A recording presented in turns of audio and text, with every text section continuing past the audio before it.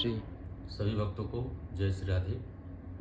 आइए आज पुत्रदा एकादशी के पावन अवसर पर इस पावन एकादशी के व्रत की महिमा को जानते हैं। जैसा कि पुत्रदा एकादशी नाम से ही स्पष्ट है, पुत्रदा पुत्र को देने वाला। इस पावन कथा की महिमा द्वापर युग के आरंभ से ही प्रारंभ होती है।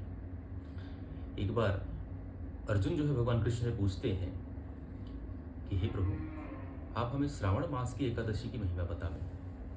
तब श्रावण मास की एकादशी की महिमा बताते हुए भगवान श्री कृष्ण कहते हैं कि हे अर्जुन, एक बार महिष्मती राज्य के एक राजा थे जिनका नाम था महिमती। वे राजा बड़े धर्मशील थे, दयालु थे, प्रजा के पालक थे। राजा का ऐश्वर्य, उनका प्रताप सब जगह फैला हुआ था। सभी सुख तो राजा के पास थे, लेकिन एक सुख की कमी थी, वह पुत्र की कामना को लेकर। केवल पुत्र का सुख उस राजा के पास नहीं था। इसलिए राजा इस बात को लेकर के सदैव दुखी रहते थे। धीरे धीरे समय व्यतीत होता गया।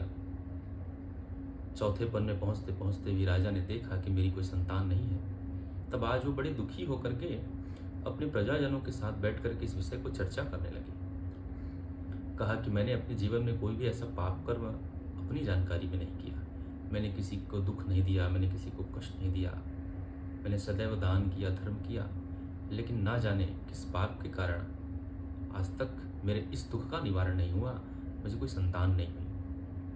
अपने प्रिय राजा को इस प्रकार दुखी देख करके सारे प्रजाजनों को बड़ा दुख हुआ, कष्ट हुआ। वे सोचने लगे कि हमें अपने राजा के इस दुख के निवारण के लिए कुछ करना चाहिए। ऐसा भाव लेकर के ये सारे मंत्रीगण एक दिन अपने नगर से निकल करके आश्रम की ओर पहुंचे। उसी आश्रम के तट पर एक बड़े दिव्य सिंध ऋषि का निवास था, जिनका नाम है लोमस ऋषि। लोमस ऋषि के शरणागत सारे मंत्रीगण पहुंचे और पहुंच करके सारे मंत्रीगण आज लोमस ऋषि के चरणों में बैठ करके निवेदन करने लगे और कहा, महात्मन, आज हम एक विशेष इच्छा लेकर के आप सबके पास आए, आपकी शरण में आए। आप कृपा करके हमारे इस कष्ट का निवारण करिए। लोमस ऋषि ने बड़े प्रेम से उनके भाव को पूछा कि आप किस कारण आए हैं, क्या बात है, क्या दुख है, क्या कष्ट है। तब सारे मंत्रीगणों ने हाथ जोड़ के कहा, महाराज, हमारे राजन बड़े दुखी हैं। वे वैसे तो सारे प्रजाजनों की सेवा अपने पुत्र को मानकर ही करते हैं, कभी किसी को कष्ट नहीं देते, बड़े धर्मप्राण हैं, धर्म प्रेमी हैं, बड़े सत्संगी हैं, विवेकी हैं। वे अपने प्रजाजनों का बड़े सम्मान के साथ पालन करते हैं, किंतु उनके जीवन में एक ही दुख है, एक ही कष्ट है, और हम चाहते हैं कि हमारे राजा के उस कष्ट की निवृत्ति हो जाए। लोमस ऋषि ने कहा, राजन को किस प्रकार का कष्ट हो सकता है। तब सारे मंत्रीगणों ने कहा कि महाराज, हमारे राजा को कोई संतान नहीं है, कोई पुत्र नहीं है। राजा का चौथे पन में भी अभी तक कोई संतान नहीं है।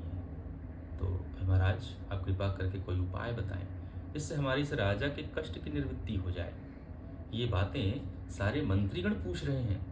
राजा के प्रति इस प्रकार भाव को देख करके आज लोमस ऋषि बड़े प्रसन्न हुए, और प्रसन्न होकर के उन्होंने अपनी आंखें बंद करके उनके पूर्व वृतांत कर्मों को ध्यान किया।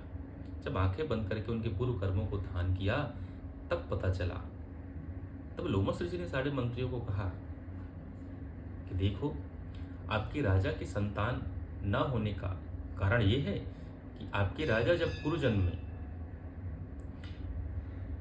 पूर्व जन्म में वे इधर उधर भटका करते थे, इधर उधर घुमा फिरा करते थे, कोई कार्य नहीं करते थे।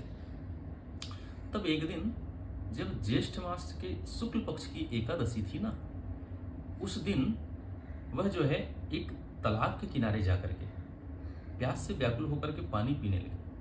जब वो पानी पी रहे थे, उसी समय एक गाय भी प्यासी होकर के उस तालाब के तट पर जल पीने आई। तब उसने उस गाय को वहां से भगा दिया और स्वयं जल पीने लगे। इस प्रकार एकादशी के दिन प्यासी गाय का अपमान करने, उसे जल ना देने के कारण उसे जो पाप लगा, इसी के कारण वह जो है संतान से विहीन हो गया। तब ऋषियों से पूछा सारे मंत्रियों ने कि महाराज, इसका उपाय क्या है। तब लोमस ऋषि ने कहा कि देखो, आप सभी जाकर के श्रावण मास की जो एकादशी आने वाली है, उस श्रावण मास के शुक्ल पक्ष की एकादशी को जब आप सभी व्रत करेंगे और व्रत करके उस व्रत के पुण्य को आप अपने राजा को देंगे, तब उस व्रत के पुण्य के प्रभाव से आपके राजा को संतान की प्राप्ति हो जाएगी। इस बात को जानकर के सारे मंत्रीगण जो है बड़े प्रसन्न हुए। प्रसन्न होकर के वे सब अपने अपने घर को आए और आकर के जब श्रावण मास के शुक्ल पक्ष की जब एकादशी आई, तब उस एकादशी को सवृद्धि व्रत करके उन्होंने उस पुण्य को अपने राजा को दे दिया और उसी एकादशी के पुण्य के फलस्वरूप उस राजा की पत्नी ने 9वें महीने में सुंदर एक पुत्र को जन्म दिया। तब से लेकर के आज तक जिस व्यक्ति के मन में पुत्र की कामना हो, उस व्यक्ति को इस पुत्रदा एकादशी का व्रत जरूर करना चाहिए और इसी के कारण इस एकादशी का नाम पुत्रदा एकादशी पड़ा। पुत्र को देने वाला यह एकादशी पुत्रदा एकादशी, इसलिए जिस भी भक्तों की ऐसी कामना हो, इस व्रत को जरूर करना चाहिए। जय श्री राधे।